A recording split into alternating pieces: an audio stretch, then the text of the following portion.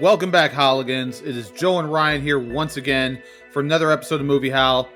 A little different this time. This is going to be more of a rant podcast for us. I just had some things I wanted to talk about. Wanted to get up off my chest, and I have a platform with which to do that. So we're going to call this the Homer Simpson paradox. And the thing that has gone on with media over the past 20-ish or more years that I believe is really becoming a problem. And that's the way men are beginning to be, or have been for a while, portrayed in movies and television and media in general. Whether it's a TV show, a movie, a commercial, apparently, all of us, we're all idiots. We can't find our ass from a hole in the ground and wouldn't know what to do with it if we did find it. Now, I call it the Homer Simpson paradox because I think him, or maybe Al Bundy, right around that time frame when those shows were getting started is when that really started to become kind of a thing. So we're talking 30 years ago. Yeah, back to be fair, yes. I was watching, or I should rephrase that. My girlfriend was watching a movie. It just popped on something to have on, and it was the movie Sing, which it's an animated movie, family musical. It's not particularly good, bad. It just is what it is. They try to make a fun movie. But as I was watching it, I just paid attention and noticed every single male character in the movie was either a liar, a cheater, straight up criminal, was there, or possibly they were, one was just a lazy bum who lived at home with his parents and couldn't get out and do anything. Whereas all the female characters were just amazing at everything that they did. And there was no flaws to them whatsoever. You could call that the Captain Marvel problem or the Star Wars Rey problem that you have mentioned on this show several times. Mm-hmm. It really frustrated me. Now, there is room in our media, in our movies and TV and everything, to have both good male and female characters. I watched the review that one of our YouTubers that we both like, The Critical Drinker, who is great, and we would both recommend anybody go watch his content. Absolutely. He did a review on his favorite James Bond movie. Now, it's not his favorite James Bond, but this favorite James Bond movie has Roger Moore. And it was Roger Moore before they turned him into more of a comedic version of a James Bond, like kind of the butt of some jokes. And the plot ends up being something basic. Somebody does something with some British submarine disappears. So obviously MI6 sends James Bond to go find out. The Russians send their own spy to go figure it out. And it's a female character. And in this movie, one isn't necessarily all wholly superior to the other one. They're both witty. They play off each other well. They're both good characters. And it doesn't do the movie a disservice in that cause. Like, you can have all of that at one time and it still be something that's okay. Because in real life, sometimes the man that you're working with, he's a jerk and an asshole and he sucks. Other times, maybe he's just an okay guy. And even other times, maybe he's really great at his job and does really, really well. But that goes for a man, a woman, whatever, like anybody. Like, good, bad. Every human being has flaws. None of them don't. And when I see things portrayed, and it just makes it was so frustrating to watch this movie. I had to come on here and talk about it before I get into the actual movie itself and the different way the characters worked and the things that made me think about this. How do you feel about this topic, Ryan? You didn't even know what we were talking about, so now you do know what we're talking about. I cautiously agree. That's fair. It does seem to be a trend. I think it goes further back than you're giving it credit for. Because if you ever watched, like The Honeymooners, most of the men in that were kind of idiots, and the housewife, even though they're housewives, they're the ones who know what's going on and have it together, right? Yeah. Like, his wife was a 10 and she was super smart, and he was just like this dumb bus driver. I call that's the Adam Sandler complex. Yeah. Where the main man character is with some woman who is way out of his league. Yeah. Intellectually, physically, everything. Yep. uh, but that was part of what was supposed to be funny about it. It's supposed to be funny. It's supposed to be ridiculous. And then you flash forward to, I mean, these are just examples I'm coming up with off the top of my head, since, like you said, I didn't know what we were talking about. Mm-hmm. But I'm thinking of I Love Lucy, Mm-hmm. where, there's nothing wrong with Ricky. Some of the things going on with Ricky are interesting because of cultural differences and language Yeah. differences. A lot of the humor comes from that. There's an episode where he's trying to say jealous and he's going yellows. He's saying it like that. And somebody else is like, another guy who is Hispanic or whatever he's supposed to be is like, what are you talking about? And he goes, yellows. And the guy goes, oh, yellows. Like, he's trying to explain how he feels. And, it's just these funny little moments that highlight the differences without making them good or bad. Mm-hmm. But then you have Fred, the neighbor, and he's Fred an and idiot. Ethel. Yeah. Fred Mertz is kind of an idiot. He's like an old curmudgeon, like cheapskate. I feel him. I kind of feel him in my bones a little. Fred and Barney Flintstone, same thing. I mean, that's basically the Honeymooners again. That's pretty much what that show was supposed to be. But it does seem like there was a certain point where they kind of gave up on making complex characters, and there were characters that were just either always right or always wrong. So I don't know. It used to be that if there was a dumb character who's just dumb all the time, they're there for a reason. They're there to be comedic. They're there so that things can be explained to them as exposition for the audience. There was a purpose other than just lazy writing. And I guess, to not ramble too long about it, the thing that bothers me is it seems as though there's a guy I worked with years ago, and he was just telling me one time, he was talking about conflicts that he'd had with people in the past, and he was just saying, some people just can't lift themselves up without pushing someone else down. Mm-hmm. And it's kind of like that.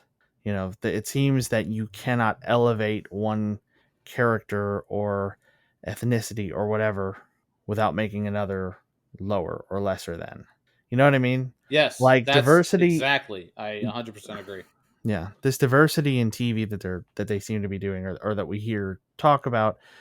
I think Amazon just released some kind of statement about a minimum number of people will be involved in their production from a certain ethnicity or LGBTQ plus group, and it's going to be like a quota that they're setting themselves, which it's whatever. It doesn't matter. But I think that is different than what happens on screen. The inclusion of more diverse sets of characters is also leading to, it seems like, purposeful diminishing of others. Does that make sense?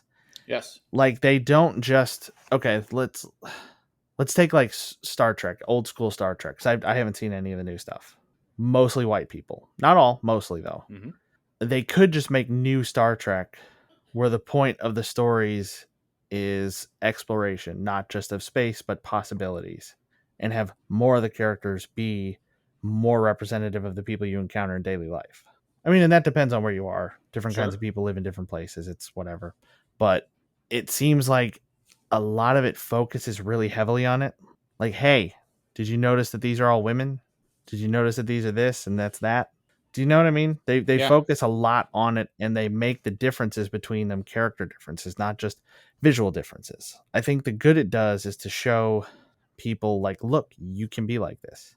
You're watching a detective show. It's like, it is nice to see people that look like you. And I can't imagine what it would be like growing up to watch TV and always see people that look different from you, and to feel like, does this mean I'm not supposed to be doing this? Or I don't know, but it seems like it's gone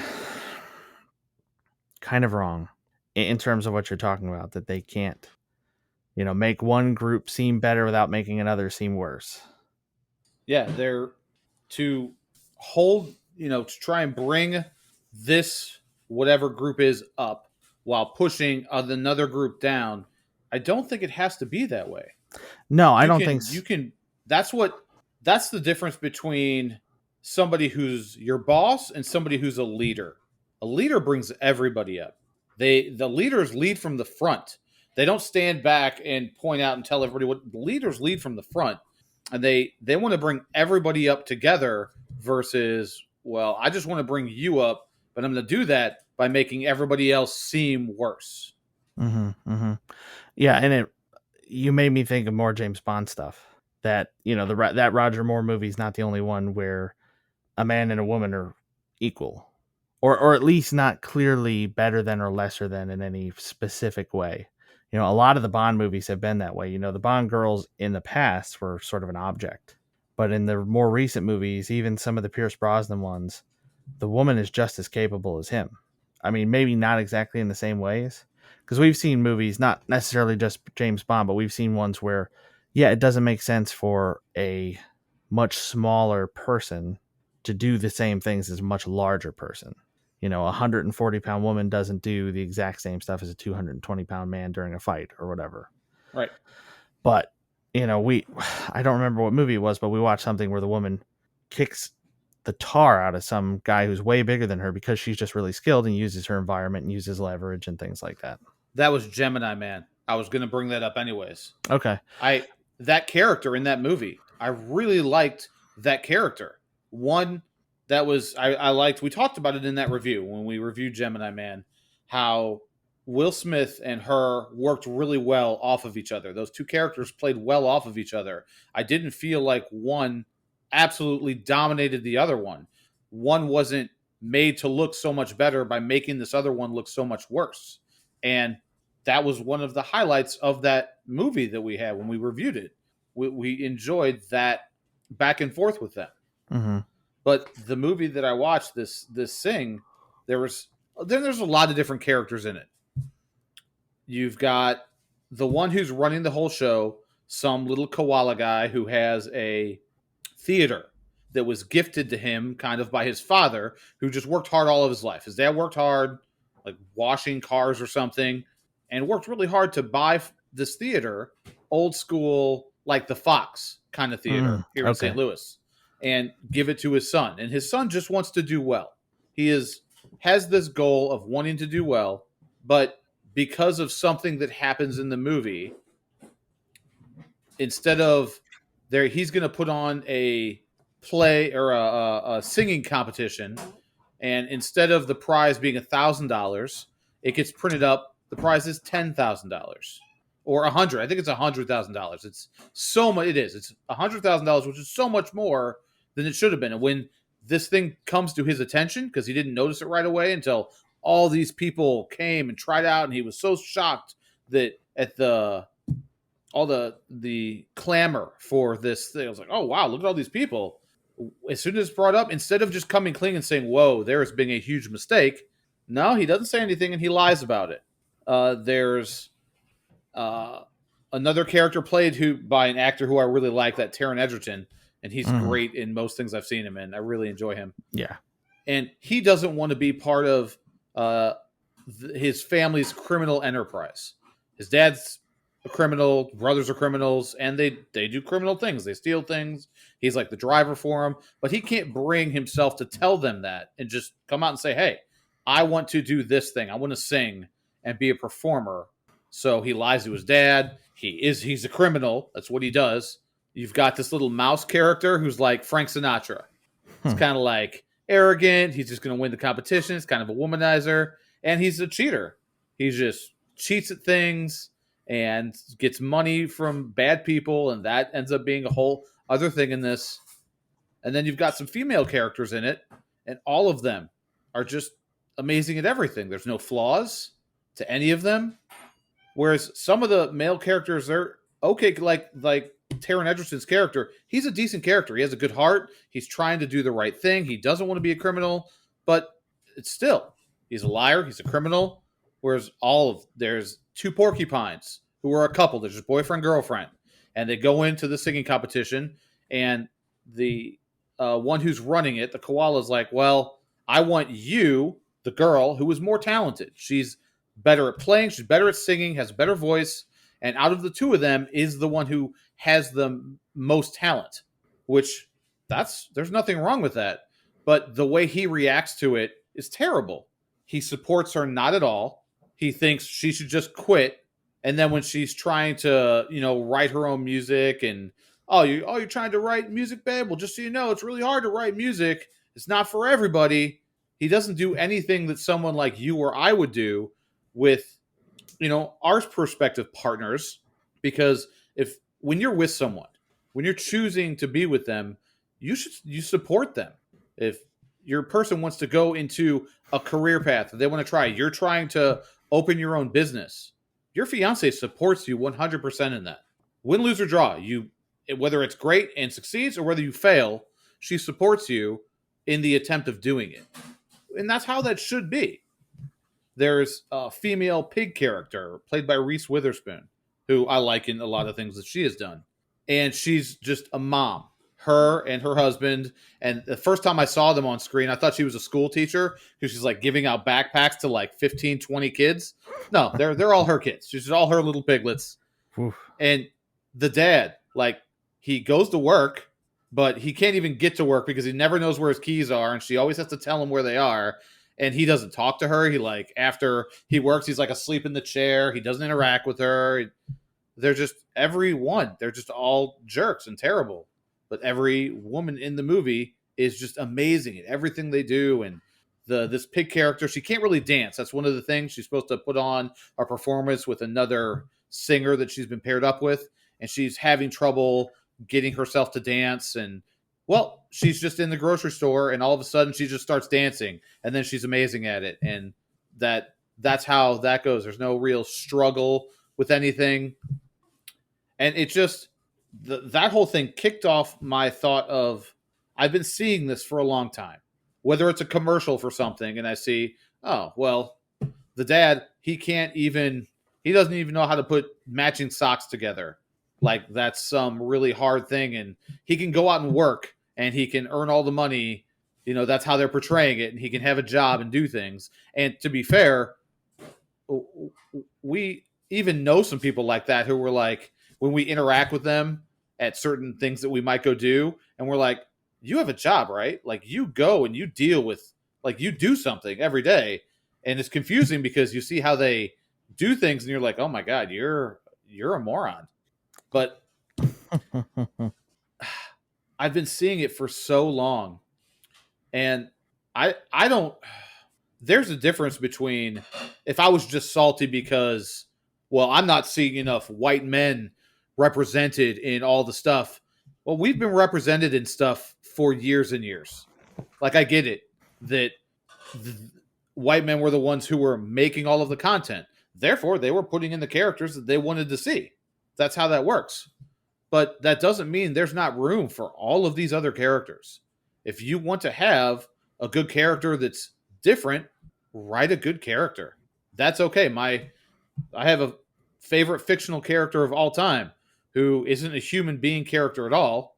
And not only that, he is, for the race that he is in the series of books that I've read, he's always looked down upon. He's, people view him differently just based on his skin, things like that. There's a bunch of that things that he has to overcome. And that's one of the things that makes a good character, having to overcome things. Mm-hmm. Like it's okay to have more than one character in your movie, TV show, commercial that, watching in a commercial, parents working together, not just the mom who runs all of the household and can run the household and can have a full-time career and does all of it while the dad is just a bumbling idiot. Like, how does that even work in real life? Like, who wants to be with that person? How does someone, like, when you're looking at that, if the woman can just be taking care of all of that stuff and she is working really hard to be good at her job, be good at home, try and spend time with kids and do all that stuff, that takes a lot of effort as a parent and as a career person to be good at all of that. Why would that person want to be with a bumbling idiot? You don't. You want to be with somebody who is equally as good as you are, who is committed like you, who is supportive of you, and you're supportive of them. Like, that's how it's supposed to be. You're trying to find, an equal, whereas maybe you're really good at this aspect and I'm really good at this other aspect. And because of that, the teamwork works really well. While you're taking care of this thing, I'm taking care of this other thing. And that's how I mean, they used to portray that with uh, the old idea of women taking care of the inside of the house and men taking care of the outside of the house. You know, women cooking inside the kitchen and men doing the barbecuing and doing the grilling and things like that. Is that the way it has to work all the time? No.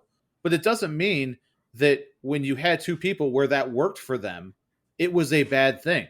They can still love each other and appreciate each other and appreciate what each one is bringing to the relationship without making the other one look like crap. Mm-hmm, mm-hmm. And that's how families have worked for generations. And there's nothing technically wrong with it. Whereas there's also nothing technically wrong with doing it however works best for you and whoever you're with. Maybe you guys do things vastly differently than whatever the quote unquote norm is. If it works for you, that's great. But with characters, with things that I see, it's why Ford versus Ferrari we thought was so good. I just saw it as men just being unapologetically men doing what they love to do. Whatever it was that they love to do, that's what they were doing. And they didn't have to act like what they wanted to do and what they loved to do was a bad thing. And I think little boys in our society are getting told. I've watched videos about things and things that have come up where schools are making little boys in a whole class stand up and apologize to all of the females in the school for being boys. And we're talking elementary school.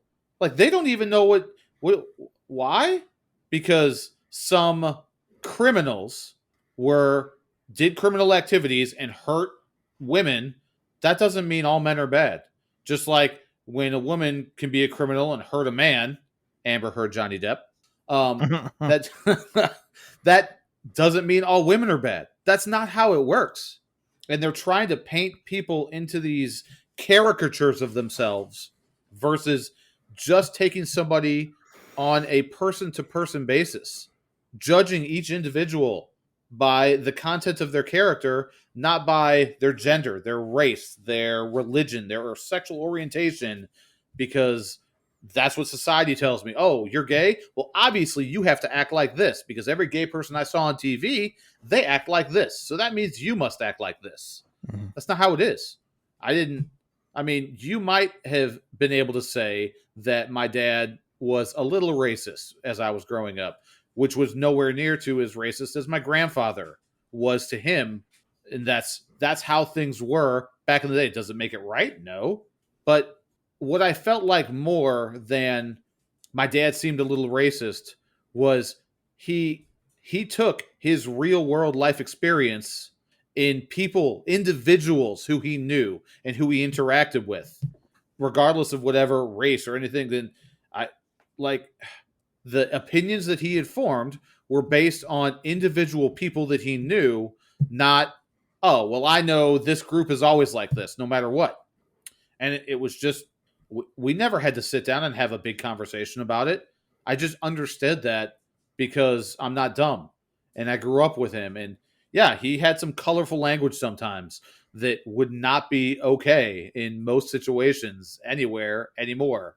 Not that it was even okay then, but I understood that when when he was saying the things he was saying it because of individuals that he dealt with, not because he just assumed all the people of this group were this way. Mm-hmm. And that's what we're doing in society now. We're actually pushing so much more towards if you're a white male, you're this. If you're a gay female, you're this. But it's not that way. If you're, you know, Jewish and you're black, that means you're this. It doesn't mean that stuff.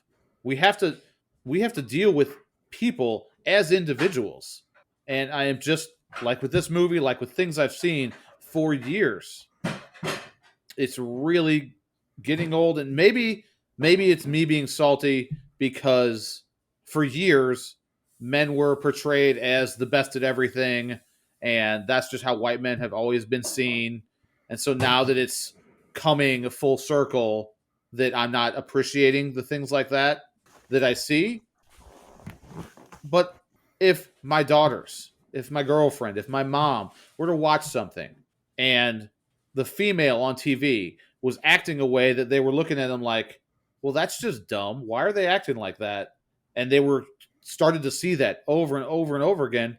I don't think that's okay either. It's just, can we not? I mean, sometimes you need a character that's just a character. And sometimes a character plays that part. Homer Simpson, it's he's dumb and he's not a great father, but he tries. Mm-hmm. And It's I like there's think, heart.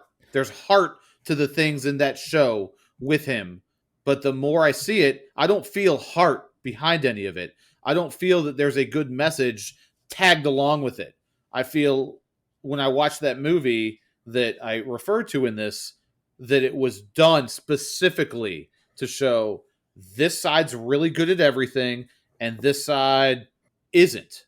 And I don't think that that's not a good message. It doesn't show people what it doesn't bring us together as human beings. well, and it's just not good entertainment. And it was, I mean, the movie itself is meh. It's okay. It's not, Pixar quality. It's not, one of the super top tier as far as they've been good at that, I'd say recently in years. And we haven't reviewed any of them Mm-hmm. where they make a cartoon, some animated thing, but it's got a really good message. It's got some adult stuff in it, kind of like Looney Tunes used to do that stuff. Or even the cartoons I watched when I was a kid, Tiny Toons, Animaniacs, that, yeah, Hmm. there's farts and butts and things that make little kids ha ha ha ha, but there's also a lot of highbrow adult stuff in there too. And there have been shows that my kids have gotten to watch, when they were growing up that I was like, oh, that's really good. Phineas and Ferb was one of those shows that it was really clever in the way that it did things. And it was a kids show and they had kid stuff in it, but it was clever. The characters were clever, they were well thought out, and you can do that. You can have these good characters and you can do these things. And as you said, you can bring you can try and bring up one group without pushing down another to make them look good, because that doesn't really make them look good. Yeah, I think the biggest problem with Rey, as an example from Star Wars, is that in the original trilogy, Luke was the guy that was learning everything that we were experiencing and through. Han was the cowboy sort of character, like the renegade and the pilot. Yeehaw! Lando was like the cool, like I know a guy who can help them out and who can handle most situations. Obi-Wan. Yeah, Obi-Wan was the teacher, and Yoda was also the teacher and kind of knew everything that was going on, but there were still points where Luke had to make his own decisions and handle things his own way. And then Leia was smart and confident, and she was kind of the mastermind behind a lot of the rebellion and what was going on. And it balanced everything out. There wasn't one character that could do everything. And I thought the new Star Wars was going to be really good because the first character we see is Finn, John Boyega's character, Right. as a stormtrooper who pulls off his helmet, something we've never seen before. At least I don't think we have in any of the other Yeah, movies. as far as I know, agreed. Like one of the first scenes, the desert, he pops up, he pulls his helmet off, he's like sweating and freaked out and whatever, and it's like, oh, this is going to be about a stormtrooper who joins the resistance. Like this will be really interesting. Somebody that has their training and knowledge of their tactics and blah blah blah. And then they decided, it really seems like they decided after the first of the new trilogy, like, all right, now let's just make Rey, we don't need a pilot, let's just make Rey able to do that, even though she's been on this planet her entire life and has never flown apart from some little bike thing, like a speeder almost, like what Luke had. But Luke had training. Like Luke learned from the rebellion. He didn't just jump in a ship and fly. I mean, if anything, Finn should have been able to fly because he was part of a military force. But then they minimize him even when it comes to combat and make her the tougher one. Like he holds his own against Kylo in the end of the first one, I think, for a little bit. Yeah, I believe so. I mean, they kind of do some stuff that hints that maybe he's got some force inklings. But then they just take all that out, even as far as to say that he was a janitor or something like that. Like, oh, yeah, I know this base because I was a janitor here. It's like, really? You're like 20. You're telling me you were both a janitor here and a frontline stormtrooper with Kylo Ren himself? That doesn't make any sense. But it's one of these things where, for whatever reason, they decided to take all of the individual characteristics that made the original team great and stuff them all into that one person and make everybody else useless and to diminish all the other characters. That's why it's not a good movie. There's no struggle. There's nothing to overcome. There's no teamwork needed because she has everything she needs right from the beginning. It's one of those like what you really need is in you, but there's no struggle to find that. And yeah, there's a lot of stuff that's kind of like that right now. And one thing I really don't like I never really watched a lot of Supergirl, like getting into the CW shows, because I've heard that Got they you. do a lot of that too. Like I heard Batwoman's really bad about this, about pushing other people down to make one person seem better. But what I noticed in the little bit of Supergirl and some of the crossover stuff that I had seen was that Supergirl was supposed to be really great, and everybody was telling her she was great. There was no character we saw other than her and Batwoman in the crossover events where other people were telling them how wonderful they were. Nobody was telling Flash like you're fantastic, you're great, or Green Arrow, or anybody else, any of the Flash ancillary characters vibe. No, nobody else got that kind of treatment, but they did. There are even scenes where the Superman from the Supergirl universe was telling her like, well, you're way better than me, so I can go off and do this other thing instead. And I just don't like that. I don't like Well, being told that the character is good. I want to see it. I don't know. I just like seeing a character develop and become better. It's one of the things that was really, I think, that drew me in about Green Arrow specifically. I know I always bring it back to Green Arrow, but about the CW show, what I really liked was, he's awesome at the stuff he's doing right from the get go of the show. right. But at the same time, it's flashing to 5 years ago. Like modern day, he's kicking ass. 5 years ago, he is getting his ass beat on a daily basis because Daily he's learning basis. this stuff. He is an arrogant rich kid, and he is coming to terms with an entirely different version of reality that he's ever experienced before. And it makes for a pretty compelling character because it's a 5-season arc, basically, and multiple sort of sets of transformations because there's the him from the past becoming who he was at the beginning of the show and him from the beginning of the show becoming who he is, at the end of season 5. And there are just a lot of shows now that seem to lack any kind of development. Yeah, to piggyback off what you just said, I thought it was interesting. You bring up how you have people telling these characters how great they are. Well, another movie that we reviewed had that. And this is a campy, ridiculous story, but that was The Computer Wore Tennis Shoes.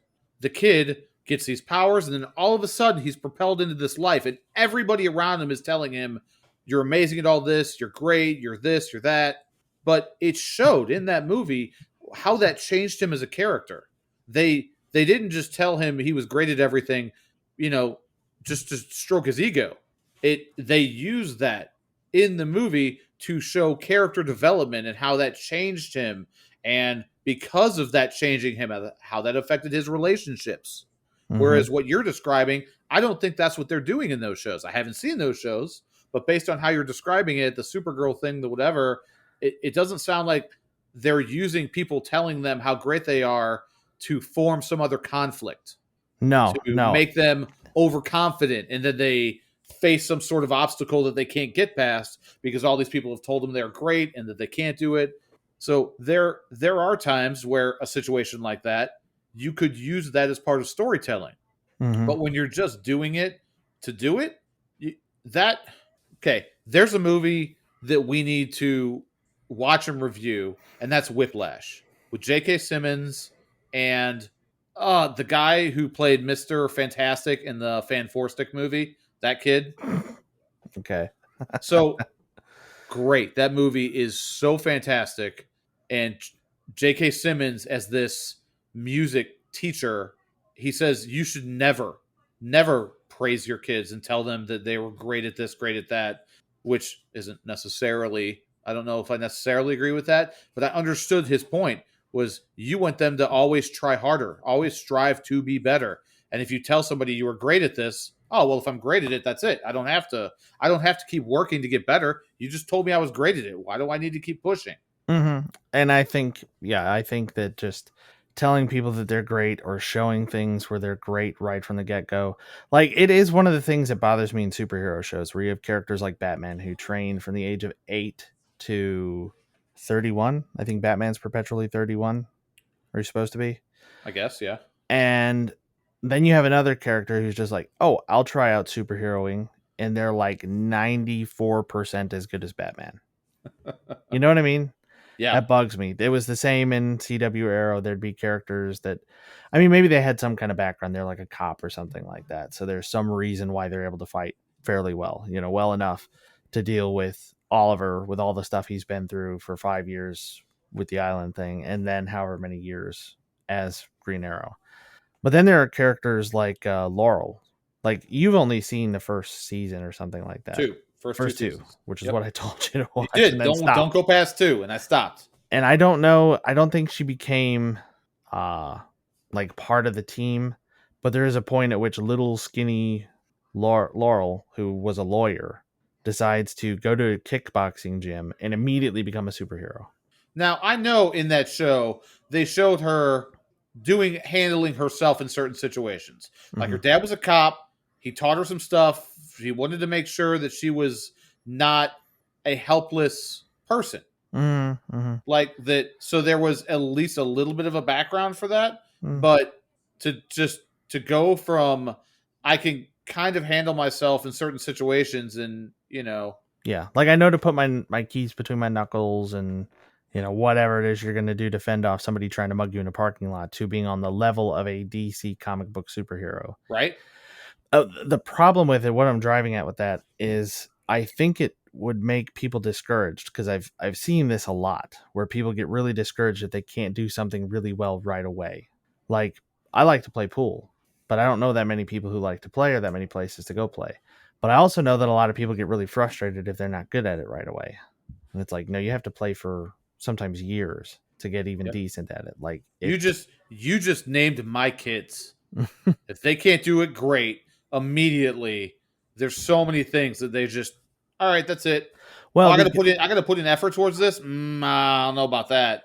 And it's I want to be I want to be behind them. I want to be supportive, but it's really hard sometimes when yeah. I just want to say, you know what, you just need to suck it up and do it.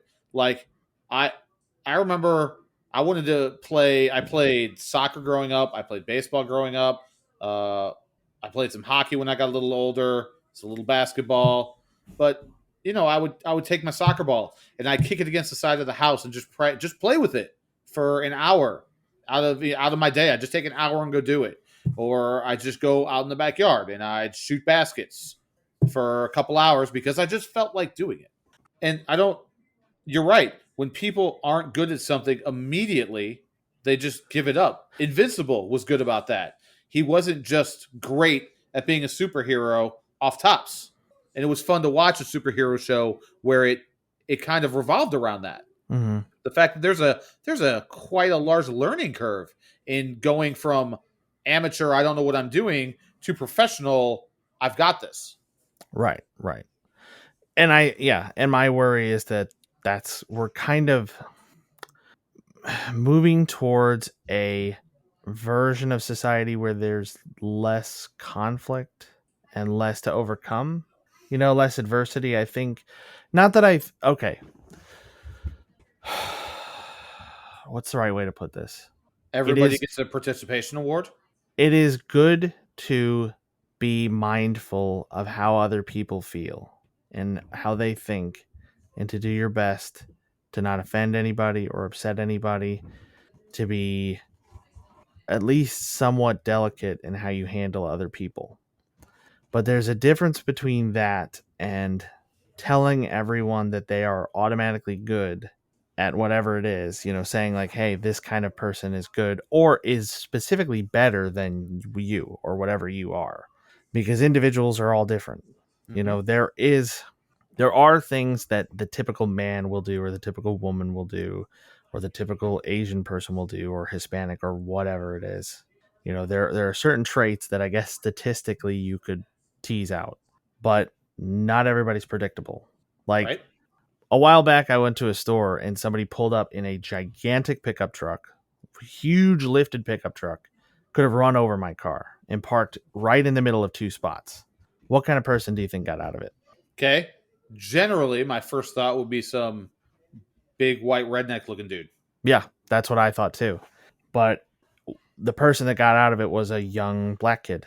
And I even kind of made a comment under my breath, like, oh, that's a cool way to park. Didn't know that was an option. And I expected that this guy was going to be kind of a jerk because of the way he parked. Just the way he kind of tore into there and parked in between two spaces. And then he wound up getting to the door before me and opened the door for me. Like, opened the door, stood to the side, like, right after you. I was like, thank you. And it was just this moment of like, yeah, you can't judge people based on like one little thing. The way he pulled in here, he might be in some huge rush, or he might have been irritated with a phone call he was on, or whatever. Absolutely. Like, you cannot judge the kind of person by the car they drive, what they wear, the way they act, or just momentary actions or behaviors. Yes. All people are complicated. I mean, they kind of do some of this stuff now with villains where they try to humanize them. They show you why they're doing the things they're doing, which is interesting in some cases, but it's still fun to have villains that are just villains. They're uncomplicated. I mean, speaking of that exactly, I just saw recently, girlfriend and I went and saw Cruella. That's what I think Disney tried to do with that movie. They tried to humanize this villain character who she wanted to execute puppies and turn them into a coat. She wasn't a villain that needed a backstory. She was just a villain to be a villain. And she was a decent villain. And so they made this movie. And the movie itself, I mean, I really thought it was a decent movie. I just think it would have been a better movie if you took that name away from it.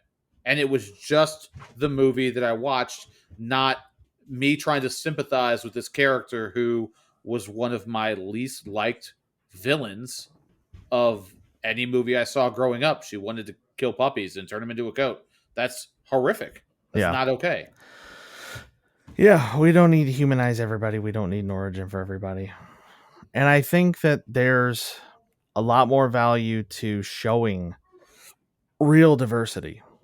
Showing a gay guy can be a cop, or a woman can be a cop, or that anybody can be whatever they want to be if they put in the work, but not just to arbitrarily cast or race or gender swap people, because the thing that bothers me the most is seeing a character race or gender swapped and the fans complain, and then the people who made that character kind of go after them on Twitter or whatever for it. There was, God, there was a writer. He write I think he writes comics. He put out a post about Batman, and he was saying, if you took Batman and had him be Bruce Wayne and had him do the things that Batman does, but you had him wear like a yellow raincoat and like talk to a pet bat or whatever, people wouldn't like it. Even if everything else is the same, because you changed some things about him. Like, you've changed his appearance, you've changed his behaviors by having the pet. Like, there's small little things that shouldn't make a huge difference, but people have been reading Batman, and he's had varying appearances, but it's been pretty thematically similar for the last 80 years or whatever. And he was, God, I wish I could remember what it was if I had time to prepare for this. But there was something like some character that he wrote is being race swapped. It's traditionally portrayed as white skinned, but like white like paper. I think it's not a human character. Okay. And that's part of its look. It's like extremely like bright, unnatural, like white. Okay. With dark hair, like dark around the eyes and stuff like that. Like a very striking appearance. Very, and it's always been drawn that way. And there were people complaining because they cast a black person to play this role without doing any kind of makeup or anything to make them look like the character. And the guy was posting like, well, you're just racist or whatever because if you're my fans and you can't handle this, then I don't know, whatever, something insulting. I don't remember exactly what he said, and it doesn't matter. But the point of it was people took his old tweet and retweeted it to him, where he said, like, if you just change Batman to wearing a yellow raincoat, people are going to be upset because that's the way the character looks. And there were people saying, like, well, he said this is a non-human character. They can appear in any way they want. There's no reason they couldn't be a black person. And then people were saying, but you've always drawn them this way. Like, yes, we know they can appear however they want, but you have literally always drawn them this way. Like, this is just how the character looks. I have a cousin who's a huge monster truck and NASCAR fan, and if they started painting Bigfoot red, he would be upset. It doesn't make any difference, but it would be, he'd be like, "What? I've been watching this for 25 years, and it's always been a blue truck. I don't Right. understand." And like if they came out with Bigfoot on a Chevy, you're like, what? Because that's not what you know it as. And people, I agree with you. I think people tend to take ownership of things that they have no ownership over at all. They Yeah. didn't make this character, they didn't produce it, they have no rights over it, no trademarks, nothing like that. But when you have read or watched or followed, whatever it is, this particular thing for so long, people tend to feel that way about it. They feel like they really know it, and it's it's a part of them, even when it's really not. And it's not for. I'm really sick of that for somebody. The example you just gave, them to uh, cast a black person to play it, and people to not like it, and then the writer to immediately, well, that means you're racist. Well, no, it doesn't. It just means I wanted this to look the way it's always looked, just like you said in this previous tweet with Batman and a yellow trench coat, and we expect certain things out of our characters, out of Hmm. the things that we know and love and have grown up with, and sometimes, yeah, maybe I'm sure there's a few people who saw that and were like, "Ah, oh, this black guy. Well, I'm not going to be a part of this anymore," because they're actually racist. But most of the time, I don't think that's not where their heart is at. They're not coming from a point of I don't like it now because they're black. It's well, I don't like it because it changed the character that I knew. Hmm. Yeah, change their appearance, and a lot of the time, the accompanying thing with that is changing something with their backstory too to accommodate the new way they look. It's whatever, and I don't care about diverse superheroes, but I would much rather have a character with a diverse background too. Create a new character. I get that it's hard. It's hard, and I think that's a problem too. Is that there are writers today who want to create characters as they should that will appeal to people other than white kids. Mm-hmm. That will say, hey, here's a character that looks like you, has a similar background. Maybe they don't speak English at home because they're from this other place. Like, there are so many little things you can sprinkle in that will connect with people, that'll Right? make them see themselves in the character. But I think a lot of writers are probably too impatient. And probably the way the industry works is too slow. Yeah, you're not going to compete with Batman and Superman and Spider-Man that have been around for Ever? 60, 80 years, something like that, Yeah. immediately. But if you start working on it now, I mean, all this stuff is always improving. Things are getting better. You're talking about your grandpa was worse than your dad, and you don't have those tendencies at all. I've never heard you say anything about anybody, and I've known you a long time. And when I was a kid, it was one of those things where like real racists and like white supremacists weren't a thing. Like, it was like something from a movie. Like, it doesn't Mm-hmm. actually happen. It was an extreme thing that you might hear about on the news or something once in a while. Like, hey, down in Alabama or something, this thing happened. There was, I but it feel like my wasn't. very first instance of that was watching the movie American History X, I never saw that where movie. I was really, Yeah. oh, okay, but where I was thrown into this world that I didn't even know existed. Yeah. And the thing, I guess, that worries me the most about it is that pointing out these differences. I mean, there are two things that these writers who write these characters have in common with the racists they're worried about, which is that they seem to value your ethnicity above anything else. They think that's the most important characteristic. Does that make You're not sense? wrong. No, it does. That's what's going around right now. There's a lot of things they're talking about this critical race theory, and that's really all it is. It's telling people that because you're this skin color, you're like this. Because you're this skin color, you're like this. It's doing the exact opposite of what people like Martin Luther King fought and died for. It's going the exact opposite direction. It's out there to divide us versus bringing us together, Yeah, and and that's not anything that's going to be helpful to us as a people, as a country, as an entire world. It's not anything that's ever going to be good. no. And something that I'm worried about because of my own personal history, that they make such a big deal out of it now. Because I think if you started casting more, I mean, just if you took a show and you just said, all right, we're going to cast literally like the statistics, X percent will be white, X percent will be black, X percent will be women, whatever. But don't say anything about it. Just write the characters and don't say anything about it. That would be perfectly fine. It would give people a realistic view of the world, that everybody has equal opportunity. I mean, I know we don't, because particularly when you get to the higher echelons of society, things are kind of stacked against you. But that doesn't matter with your race. That matters with your economic status.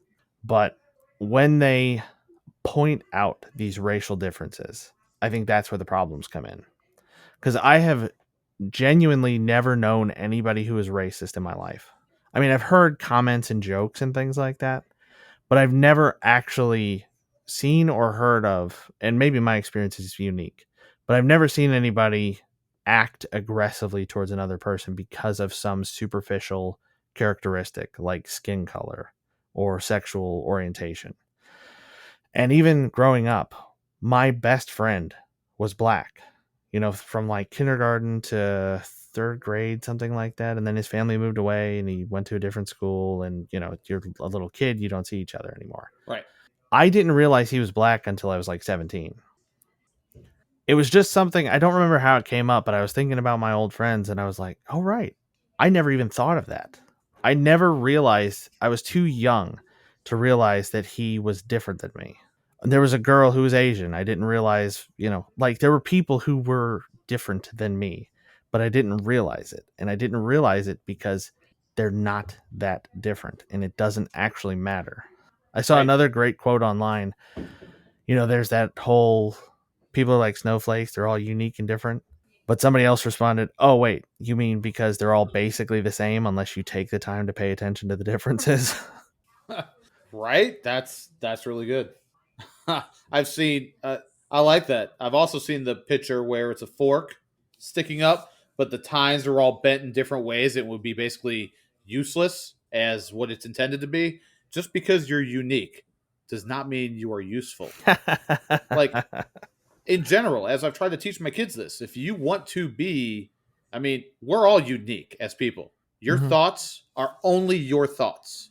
Like nobody else is going to have the same experience as you do in your life. Everybody has a different life, different experiences, even if they're similar to other everybody, every individual person is unique in that manner. But if you want to be respected and you want to be useful, a useful member of society, that doesn't just happen. You have to make yourself that way.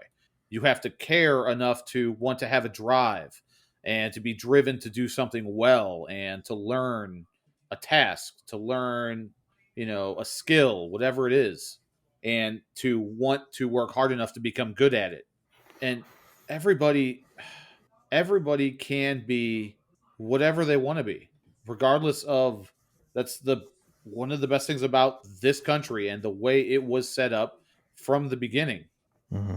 We have gone from a country that owned other people and has said, you know what? We disagree that that's a thing that should be okay. And we changed the direction of not only our country, but kind of the entire world as far as that goes, because we disagreed that that was something that was okay. And we said, no, this is no longer okay. Or And this was never okay and we now are like realizing it, really doing absolutely. something about it. Yeah. Yeah. I don't know. Yeah, it's there's so much that the diversity of people is amazing, and the diversity of people just in one group is amazing. Like the diversity of all black people, the diversity of all white people, the diversity of all gay people. Nothing. I mean, yes, there's stereotypes for a reason, obviously, but you have to take each person that you meet on an individual basis and treat them accordingly. If they're a jerk, treat that person accordingly. If they're really nice, also treat that person accordingly. That's how it's supposed to work. Like what you said with the kid who got out of the truck. Like I have noticed in jobs that I've worked, when I worked in restaurants, you don't know why the person you're taking care of is in a really bad mood. You don't know what message they just got. You don't know if somebody died, their dog got hit by a car. Maybe they are just a jerk and they're perpetually unhappy. You don't know, Yeah. but nobody can be judged on your worst moments. Yeah. Anybody can have worst moments, and that's not just like nobody can be judged on their best moments.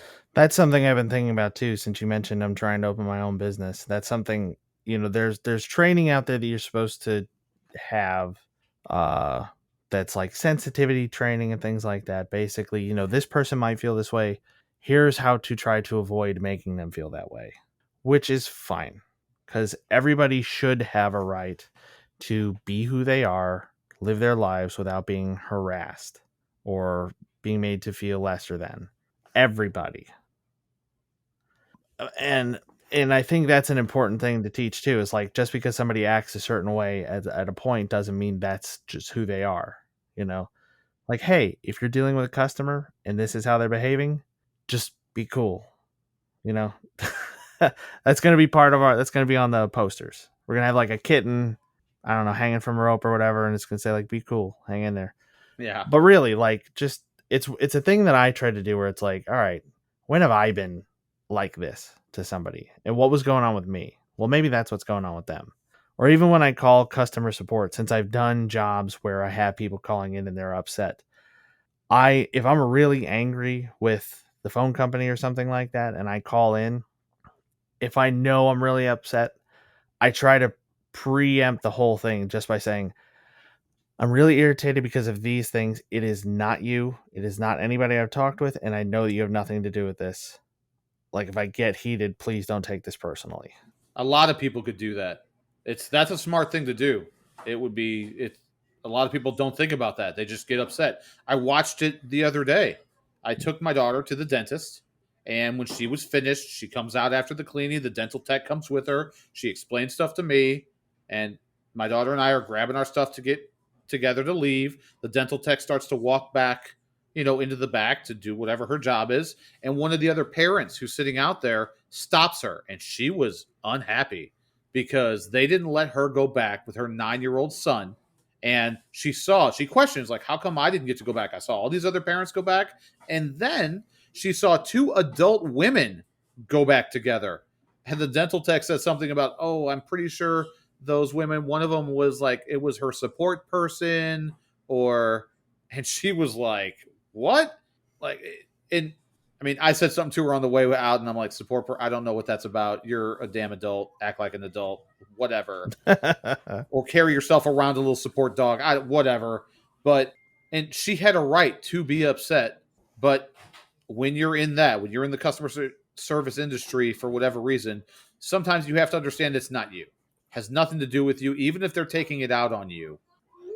And that can be hard. It can be hard to separate that sometimes. Right. Your girlfriend's going to have to, or your fiance is going to have to really understand that, because she's going to deal with people like that. I've heard her already tell stories, and she hasn't even done this job that long. No, but it's something she's good at, because when she gets upset about something personally, she gets very emotional. When she gets upset about something at work, she knows it's not about her, so she just gets annoyed. Because she's like, it's not me. Right. It's not. If you call someplace to complain about something, 100% of the time, the person you were talking to on the phone had nothing to do with that decision. I mean, That's true. if I'm angry at AT&T, there's 100,000 people working there, whatever it is. The person answering the phone for customer support is not the one who implemented the policy that's upsetting me or caused the tower to go down or whatever's wrong. Just, that's the way it is. Yep. Did we get anywhere with this? I don't know if we did. I mean, okay. I'm not sure if we did. I'll sum up my view. I think there's a trend of trying to bring up other groups by pushing other groups down, and that's not good. I think diversity should be putting characters in our entertainment that everyone can relate to, that make nobody feel lesser than or as though they're not a part of normal society. But I don't believe that should be done by diminishing other types of people. That doesn't mean we shouldn't have villains, but it means you shouldn't have rules in your show where if it's a white man, it can never do this. Or if it's a black man, he can never do that. Does this make sense? Yeah, because there's no such thing as always or never. Right. Yeah, if I could sum up, it's just a matter of people as individuals. We are all unique. Doesn't mean we're all useful. We do not have to just portray one group as a certain thing to make other people feel better about themselves. And yep, maybe I'm salty. I'm tired of seeing stuff like that portrays the people who I see on TV or media who look like me in a certain light. And this was my opportunity to get on here and rant about it. I don't know if anybody liked it. I don't know if anybody cared at all. Or made But it I got a through. chance to do it, and so I wanted to. So Halligan's, I mean, Ryan and I got to sit up here and complain and moan, and hopefully we had some decent points too. That we're not just, crapping on everything that's not us. The world is an amazing place, full of amazing human beings. We're all human beings, men, women, whatever, all human, and we all have to live our lives. And you can only all you can do is live your own personal life to the best of your ability, and hopefully understand you're not the only one on the planet. That you're on the planet with other human beings, and so maybe take a little time to understand that and just treat other people with respect and care, and don't be a jerk. I mean, Yeah. everybody's going to have bad moments, but that everybody has faults. Everybody has great things about them. That's the way we are as human beings. Yeah. And also, entertainment isn't entertaining if your characters never grow or change. Absolutely. Making somebody perfect all the time. Nobody hated Rey because she was a female character. They hated Rey because she was not interesting to watch. Because she didn't need anybody else. She didn't need to grow. She didn't really need to learn anything. Everything came to her very naturally, which is not entertaining. It's not Nope. interesting.